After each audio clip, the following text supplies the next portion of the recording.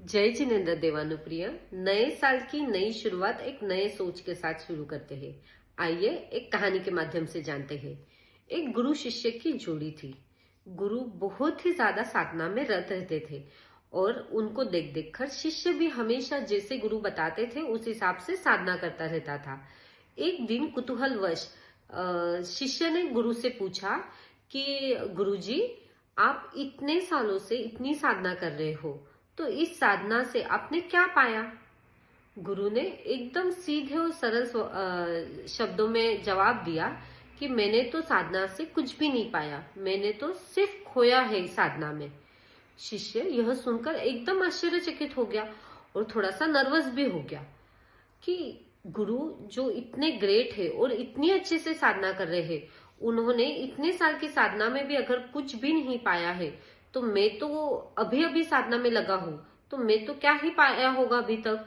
यह उसका एकदम नर्वस चेहरा देखकर गुरु ने उससे कहा कि देखो शिष्य, घबराओ मत, मैं तुमको समझाता हूं कि मैंने कैसे खोया है। तो गुरु ने वापस शिष्य से सवाल पूछा कि आप ज्ञान कहाँ है? तो शिष्य ने जवाब दिया कि हमारी आत्मा में ज्ञान है। गुरु ने फिर से पूछा कि मुक्ति कहाँ है? तो शिष्य ने जवाब दिया कि हमारी आत्मा में ही मुक्ति है। गुरु ने फिर से पूछा कि जो अनंत सुख हमें चाहिए है, वह सुख कहाँ है? तो शिष्य ने जवाब दिया हमारी आत्मा में है।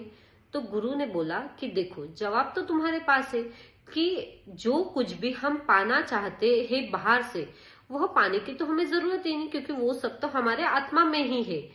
हमारे पास जो कर्म है, जो अशांति है, जो अज्ञान है, उसे हम खोएंगे तभी तो हमारी आत्मा में छिपे हुए जो गुण है, जो शांति है, जो सुख है, जो ज्ञान है, उसको पाएंगे। तो जितना ज्यादा बाहर की चीजों को हम खोएंगे, उतना ज्यादा हम अंदरूनी सुख की प्राप्ति कर सकते हैं।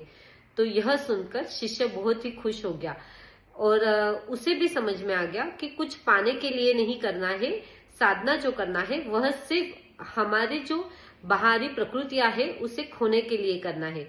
तो आइए नए साल की सोच बदलिए और यह ध्यान रखिए कि हमें भी अशांति को खोना है, अज्ञान को खोना है, दुर्गुणों को खोना है, जो तो बाहरी आवरण है, जबकि सुख, शांति, ज्ञान और गुण यह तो हमारे आत्मा के स्वभाव ही है।